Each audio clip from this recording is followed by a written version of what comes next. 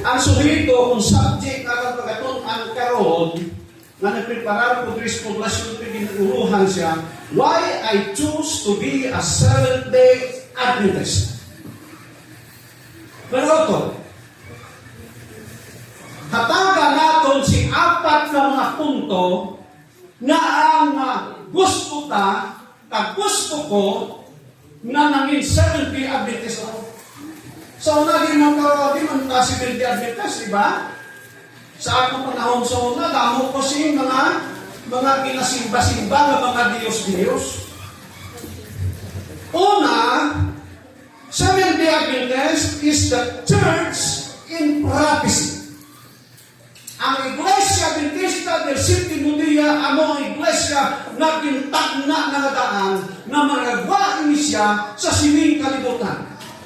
Nakatundong ka mo sa aktualisyon karon lang din, mahitungod sa persecution sa katawhan sa Diyos, sa panahon sa Dark Ages, na nagsupod siya sa 538 AD, tutok sa 1798 AD mga utod, sa sining panahon ng kamaturan sa Diyos, nawala na.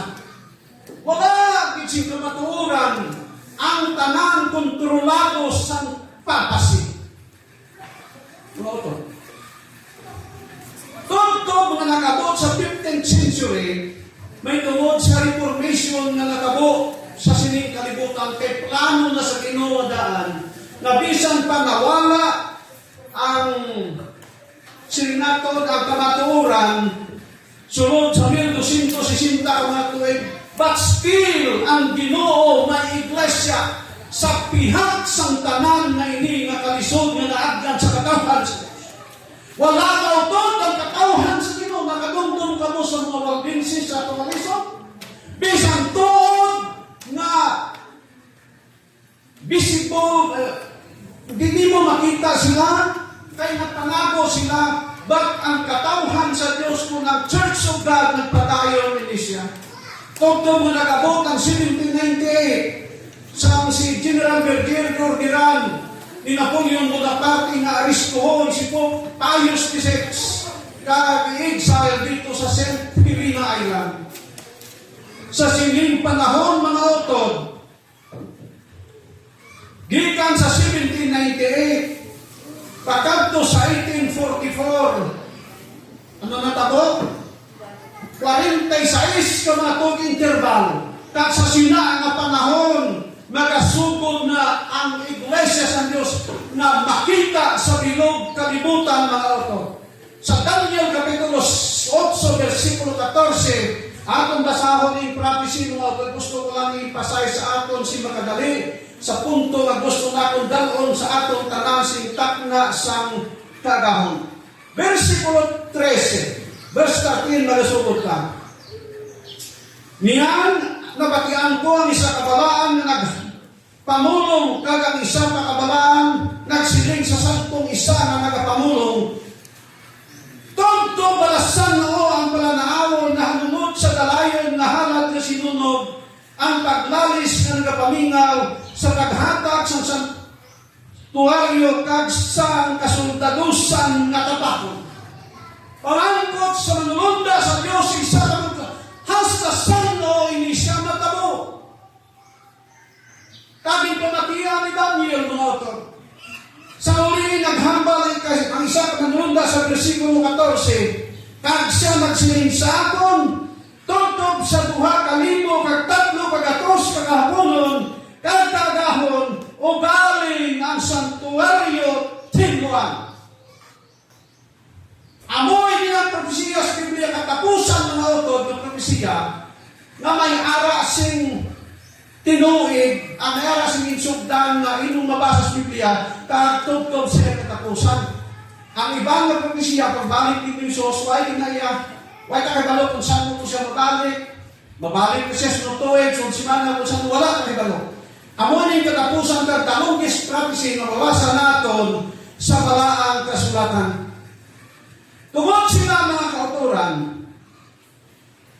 sa pagsugod sining 2,300 mga adlaw, kung imong nasaan ng propesiya, nagsugod ini siya sa nagwaan manto gikan sa hari sa Persia.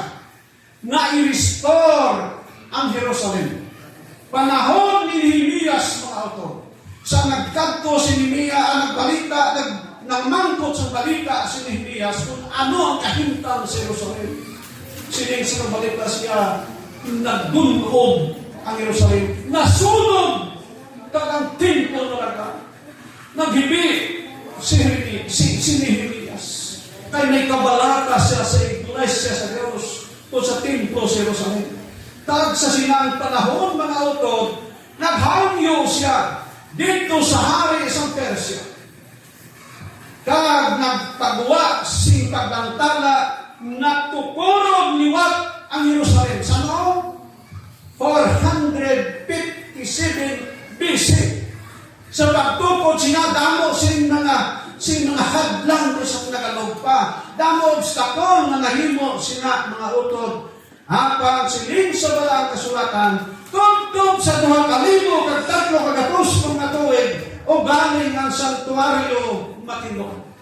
Doon sumanga sa ginhambal sa balang kasulatan na tuman ni siya.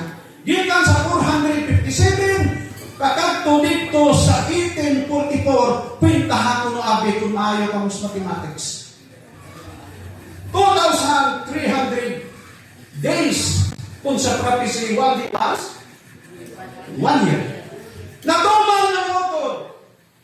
Kag sa pag-abot silang panahon, dira nagsugod ang ginatawag investigative judgment. Si Jesus nagsunod sa the most holy place. From holy place to the most holy place. Kaya sa Biblia, makita natin naging himo ni Moses, ituduan sa Ginoo may holy, kag may ara the most holy place. Sa holy place, mga utod, daily ang offering dito. Sa most holy place, once a year ang offering dito. Sa sining most holy place, si Jesus nagsunod, kahit siyang pagsunod, mga utod, nagsugod ang itawag investigative judgment, nagsugod ang itawag na cleansing of the sanctuary of God. Kahit sa sinanga panahon, doon nato na ang Papa Power nagpunta sa 1798. Pag-abot sa 1844, mga utod, 46 years lang. Pag-sumod sila ng mga panahon sa tapos sa 1844, dira nag-exist ang Seventh-day Adventist Church according to prophecy, mga utod. We are the church in prophecy. Kung mga hindi na kinahanglan magabiya sa iglesia, magabiya patungod kay inhambalan ng tako, hindi ka mo mag-vegetarian, hindi ka mo mga luwas, o kung pabinit sa iglesia sa Diyos. Kaya siling pa sa mga Islam, ano bang nakita ang panawag nila? People in the book. Mga katauhan na aras sa kasulatan ng Biblia. Hindi ka mo malipay sa motor, na membro ka mo sa katauhan na naagri sa Biblia. Tungkol sila mga kautoran, arite, ikaduhang rason na ipili ko mga himong Seventh-day Adventist.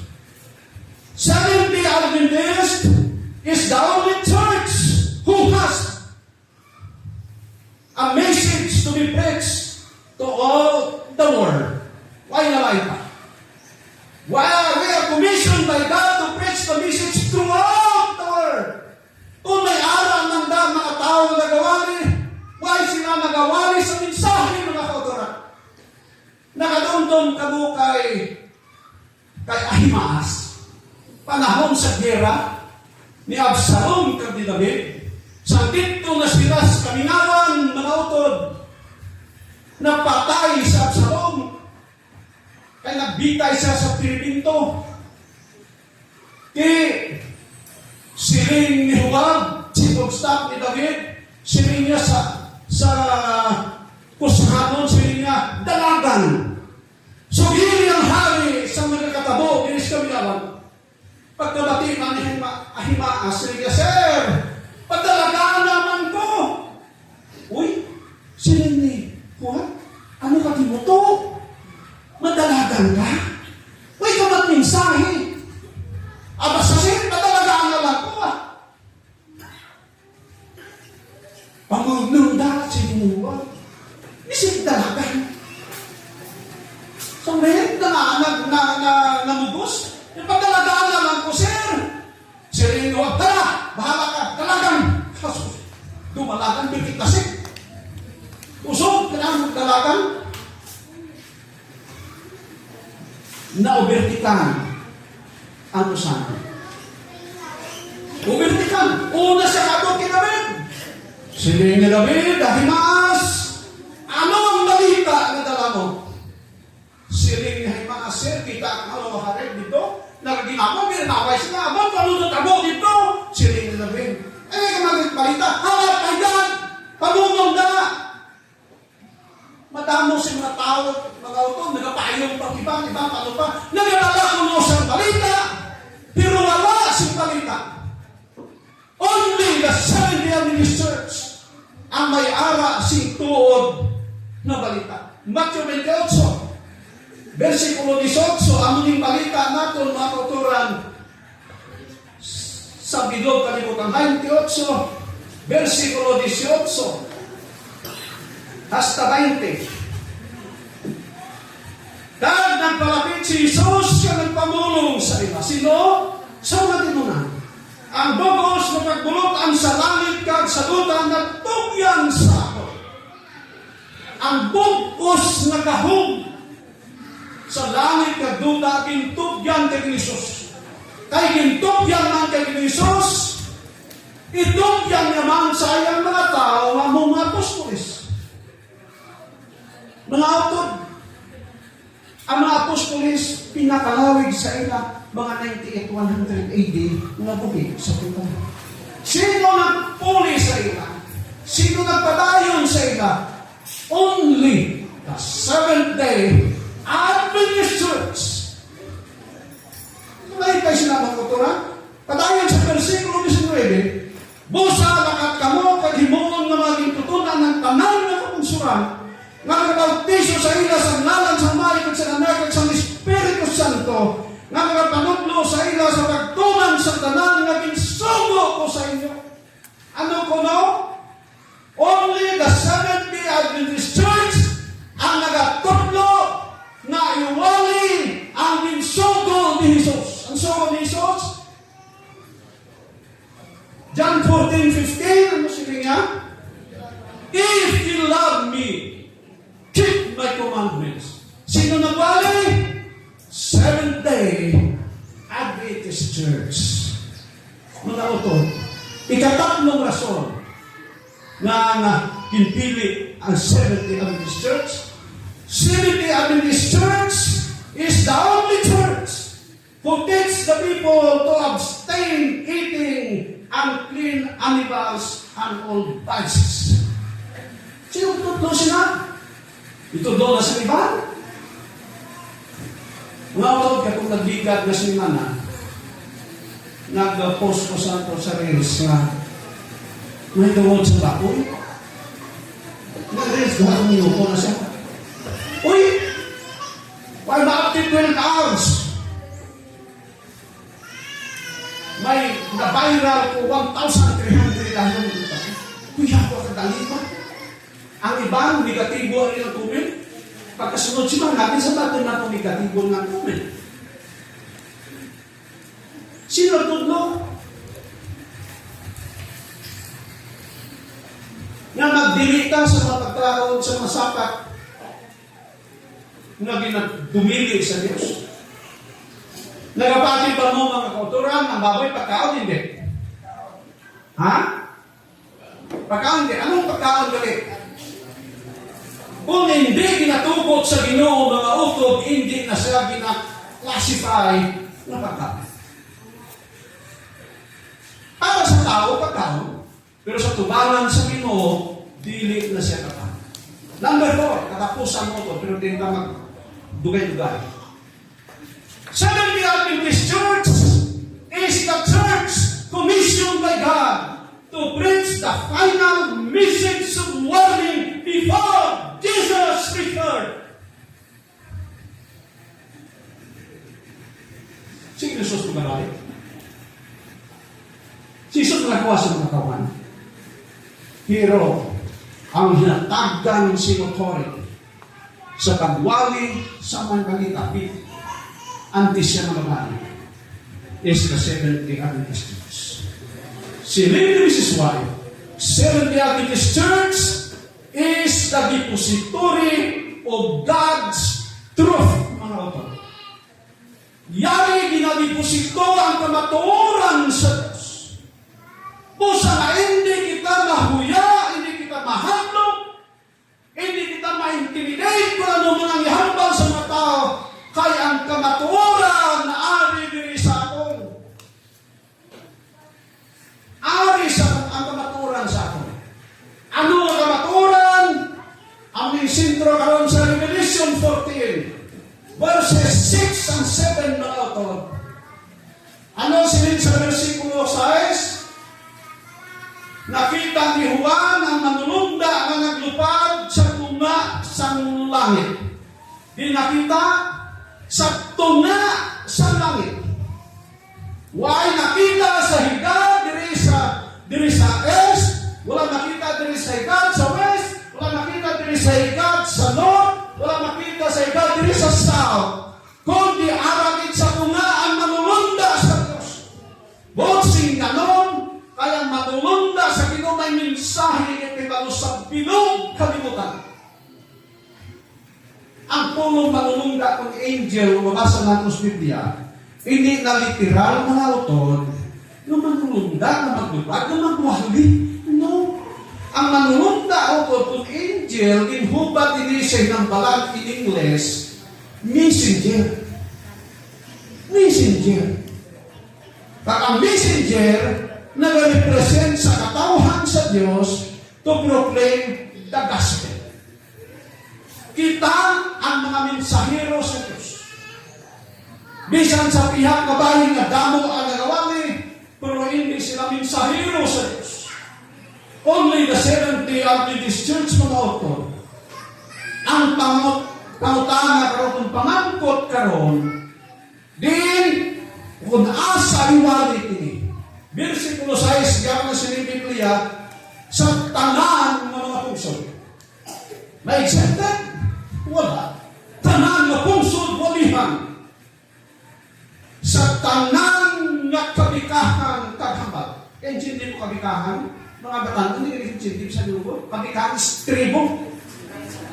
Tribo, tribe. Kaghambal. Mga lingwahe. Mga otod, ang pinakadamo nga translate sa nagkalain-lain na hinabalang ano nga mga sino nga manunulat otod. Si Ellen White lang. Gin-translate sa pinakalibog ka mga lingwahe ang ilang masaya. Sa tanan nga hambal, kag sa tanan nga katawhan.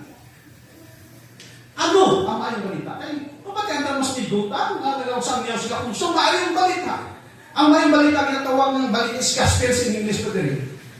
Una nga kahulugan sa mga balita, Christ died for our sins. Si Kristo napatay tungod sa aton nga mga sala. Tayo kung why siya mapatay, why kita siya kapatawaran mo. Number 2, the righteousness of Christ is imparted to us. Kaya hindi mahampi sa ibang mga. Ang pagkamatarang ni Jesus na impart dira sa imo, dira sa aton, diri sa aton tanan. Ano ang halimbawa sa lima katurat? Kung imong mabasa sa libro ni Zacarias, yung mabasa sa kapitulo 3 na siya, ginpakita kay Zacarias si Josue. Sa sining panahon, si Josue amo ang high priest dito sa temple of God. High priest mo. Kung sa aton papanahon ko, ano na siya? General Conference President, high priest. Hindi basta-basta. Amo lang na siya matari ang makasunod sa the most holy place sa sanctuary. Kaya ang ordinary ng mga priest, dito lang sila sa outer court, sa holy place lang. Daily ang ilang offering dito. Ang the most holy place Ang kasunod lang, high priest ka sacerdote. Kung mag-testing sunod ang ibang ordinary priest, patay ka. Ay hindi ka trisado magsunod dito. Si Josue ang ang iyang katundanan. Habang sa pagpakita sa manununda sa Diyos dito kay Zacarias. Ang yawa arada sa tupad. Nakita si Josue nga iyang bayos tuman kahigpo. Ang bot na nagsalong siguro sa lutak, siguro nakaagri sa away sa BIA, nakalukso dito siguro sa trumpan, pwede kahit ko sa bisite ni Josue. Siling sa manunod, siling sa yawa, tanawa na si Josue ninyo, high priest, pero siyado pa makasasama, tanawa yung itsura. Isang yawa ang mga utod, kung nagpadara-dala kita sa yawa, dalaman. Kasi nga, tanawa na o, hindi ang ninyo ang umao, katalok-talok. Hindi mahatag sa Pinoy itlog. Tama na sa stigma, tanawa na o, jakumo na o. Ang mga tao nga utod, na magtanaw ka ni sa sikya at sipan, nag-represente sino? Sa yawa. Inang mga tao pala na ang ilang makita permi sayot sa mga leader, inaan ang mga tao delikado na maabot panahon ng gabiya sa Iglesia. Siling sa yawa, kanawa na Josue, uy, pirti ka makasasala. Pero ano siling sa Biblia? Siling sa manununda, si San manununda. Ubaha ang bistin Josue. Kakuha sa bistin ni Josue Morotot, siling sa manununda, sulubi siya sa bag-o kag-matinlo na bistin. Uy, ginuba, susukan sa matinlo na bistin. Sunod si Josue, anong tabo siya? Pero na siya matinlo, mga utod. Anong butsing ganon sa to? Ang butsing ganon, mga utod, ginatawag ito siya na imparted righteousness. Ang pagkamatarong sang Ginoo ni Jesus gisulog kay Josue. Despite sa kamatuoran na si Josue nakasasala mga utod, apang tungod kay si Kristo matarong, nahimo si Josue matarong. Despite na kita nakasasala, suluban kita sa Christ righteousness, mahimo kita mga matarong mga tao sa takta sa Diyos. Amen mga utod? Kung sinanon, kung sa atong pugalingon, hindi kita maluwaswag, malangit sa atong tanan without Christ righteousness. Pinaagi lang na kay Kristo malton. Na may reason, may tungod sa gospel. Sige nga. We can now live a righteous life through Christ. Ano siya? Karong makahimo na ta, magkinabuhi si matinlo ang kinabuhi, pinaagi kay Kristo. So, ang kadaugan nga itong madaog, hindi makredit sa aton, kundi kay Jesus. Number 4, we can live obedient life through Christ, obedient to His law. Kasi din sa iba na, wala na ng law. Hindi na, why na. Pero mga kauturan ng katauhan sa Diyos nga nagawali kag nagasunod sa mga balita, mahimo silang matinumanon sa subo sa Diyos, pinaagi kay Ginoong Hesus. Kaya sa aton kagalingon mo, ito hindi kita katumatutuod kinaya. Sino ang magtuman sa aton na? Number 4, we can live, number 5, victory is ours because Christ lived victoriously. Di na balik tayo sila. Ang kalooban nato na dapat na kamuotod tungod kay si Jesus nagmalinaw. Ang pagkamalinaw ni Jesus magahatag sa aton sing kadaugan sa aton pagalagad sa Ginoo. Despite sa aton makawiyahon, bisan patutol kaysa patutol na simbahan, late na ta, pero pasalamat ta kay may Jesus na naghatag sa aton sing kasiguruhan. Versikulo 7. I-explain ko na versikulo 6 mga utod. Ang versikulo 7. Ano sila nga ganit? Verse 7. Dahil nagsiling siya sa mabaskog na timog. Ang sa ano? Nagsiling siya sa mabaskog na timog. Loud voice. Sa kumaperding kusugarin ang singgit sa matulunda sa Diyos. Ang nagsinggit sa Adventista ng Sitimulia sa milong kalimutan. Bisan to kung kaisa. Bisan may mabautismohan. Di ka ma-discourage ito. Wali lang sa may balita. Why nagkaging sinaman sa ito nga harap ang bautismoy ninyo di sa hindi pa pwede bautismohan. Wala man.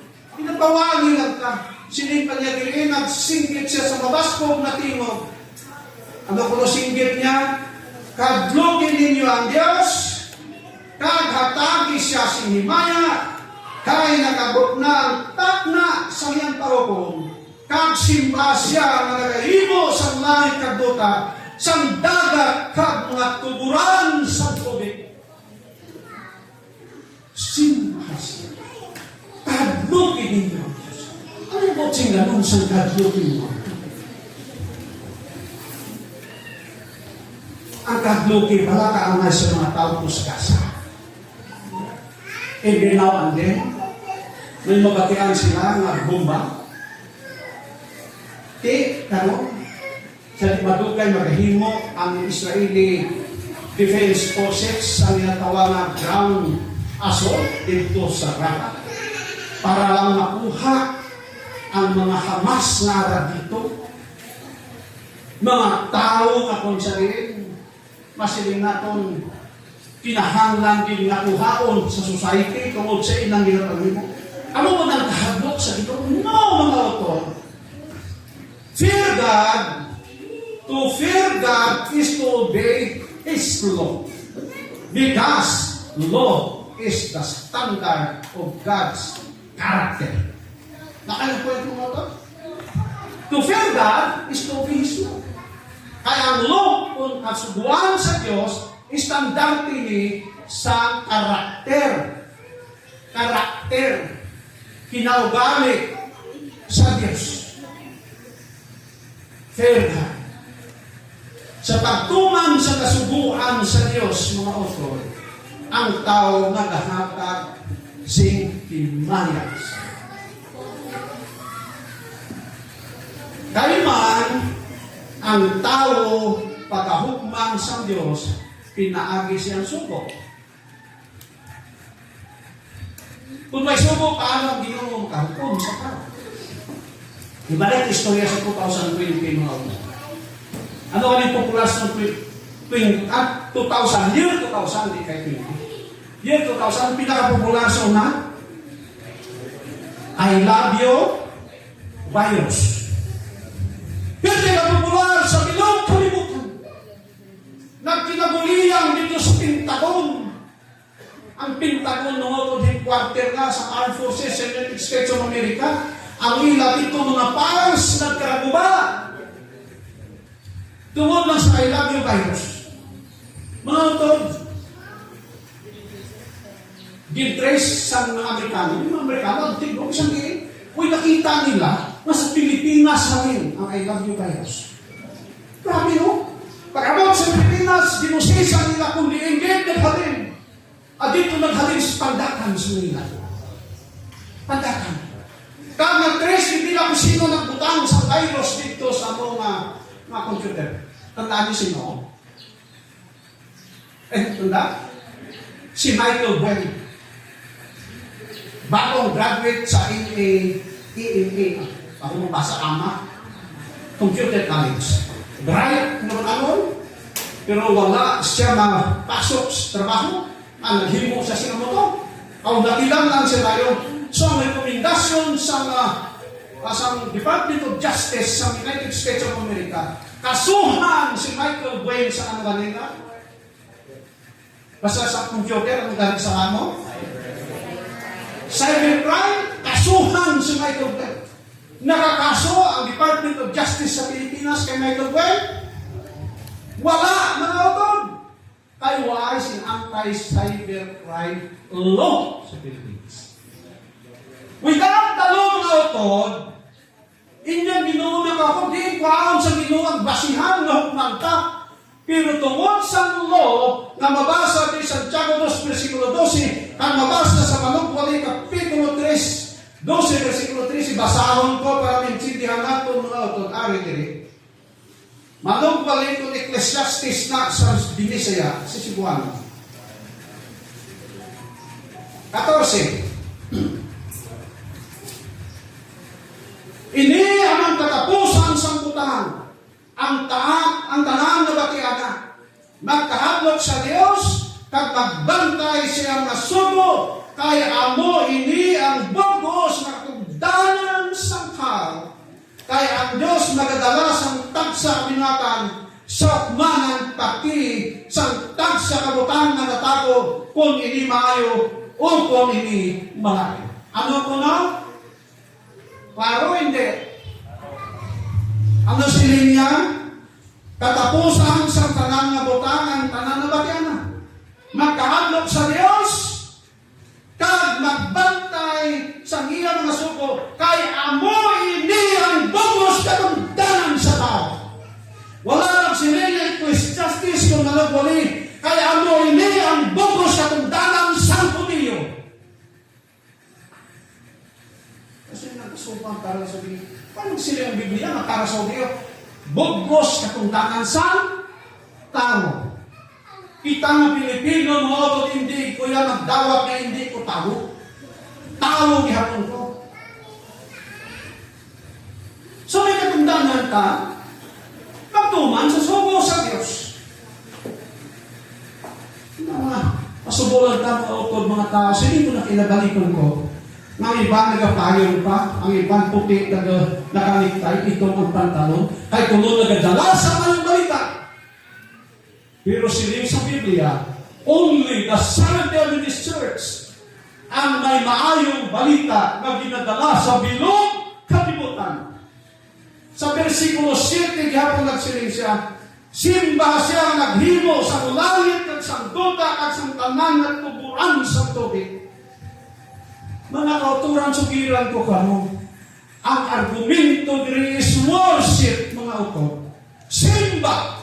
Ang yala, gusto man siya simbahon, ang siling niya sa Ginoo, sa iyang insulay, dala siya sa yawa dito sa bukid, kanipakita sa iya ang bilog kalibutan. Hindi pa kaangay karon sa ilang panahon. Wala kasing twin tower sa itong panahon. Wala pa sing nang pinakataas na building dito sa may tumimbahan ng lugar, ano lugar to? Sa Dubai, wala pa. Pero sila sa yawa, sa pagpakita na kay Jesus, ining tanan, ihatag ko sa imo, simbahalan. Ang yawa, mga utod, gusto siya na simbahon. Ang Ginoo nagsiling sa malang kasulatan nga siya lang takos para simbahon kaysa maghimo sa langit kag duta kag mga tuburan sa tubig. Paano natin mapakita ang kita nagasimba sa Ginoo? Alam mo yun ang isyo sa yawa sa Ginoo. Ang yawa gusto simbahon, pero hindi siya takos para simbahon. Ang Diyos, amo, ang bagay naton pagkasimbahan. Number 1, atong kilalahon na ang Diyos manunugas ang tanan. Ano pagkasimbahan? Aton i-acknowledge ng Ginoo ang magtugas ang tanan, apil kita. Kaya itugan ng sa Ginoo, kinakatabag simba sa iyo. Kilalahon naton siya, isip tag-iyas ang tanan. Amugahin na nagsiling sa Malakias, Kapitulo 3, versikulo 10, ano siling? And bring ye all the tithes into the storehouse. Dalanin nyo. Kung sayuron pa kung magsimba tas Ginoo, apil na siya tanan. Ang tanan ko, paano natin nakilala siya ng manunugas ang tanan? Exodus 20, simple na tayo. Versikulo 8. Versikulo 8 hasta sa 11. Ano na to? Sa versikulo 8, remember the Sabbath day to keep it holy. Sa anong kadlaw na kuno? Magtrabaho ka, kaghimuon ang kanamong buluhaton, hatang sa kapitong adlaw, magpahuway ka, tungod kay ang Ginoo nagbuhat sa langit kag sa duta kag sang tanan nga ara dira. Buot sing kanon, pasalamat kita nga sinimot to, nagsimba tas Ginoo. We are recognizing God as Creator.